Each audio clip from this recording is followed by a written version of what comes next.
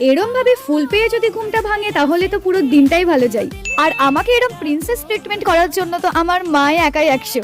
আর ঠিক এই সময় আমার মাথায় এলো যে কেননা এমন একটা গোলাপ ফুল বানানো যাক যেটা কোনোদিনই মরে যাবে না। আর ঠিক সেই সময়ই এন ডেকোর চ্যানেলের ওই দিদিটার রোজ বানানোর ভিডিওটা আমার চোখের সামনে পড়লো, তাই আমিও টিস্যু পেপার দিয়ে ওনার দেখানো প্রসেসে রোজ বানাতে শুরু করে দিলাম। তো প্রথমেই তো আমি এখানে টিস্যু পেপারটা আলতার মধ্যে চুবিয়ে তারপর ভালো করে এটাকে রোদে শুকিয়ে নিয়েছিলাম। দেন এরম করে কাটিং করে এই দুই পাশটা হালকা ফুলের পাপড়ি যেরকম হয় সেরকম করে নিয়েছিলাম। দেন প্রত্যেকটা পাপড়িকে এরকম আলাদা আলাদা পরপর সিকোয়েন্স করে সাজিয়ে দিয়েছিলাম আর তার উপর দিয়ে আরেকটা পাপড়িকে আঠা দিয়ে তার সাথে অ্যাটাচ করে দিয়েছিলাম। এবার ওই গোলাপ ফুল থেকে ডালটা আলাদা করে নিয়ে সেটাকে প্রথমে মাস্কিং টেপ দিয়ে সিকিউর করে নিয়ে দেন আঠা দিয়ে এরকম করে রাউন্ড রাউন্ড করে দিলে রেডি আমাদের টিস্যু পেপার রোজ। এইবার বলো প্রসেসটা কতটা সোজা আর দেখতে দেখো কি অসাধারণ লাগছে। তো এবার তোমরাই জানিও কেমন লাগছে। ভালো লাগলে একটা লাইক আর কমেন্টে রেড হার্ট দিতে ভুলো না। আর হ্যাঁ, এটা তোমরাও বাড়িতে একবার ট্রাই করতে পারো। চলো বাই।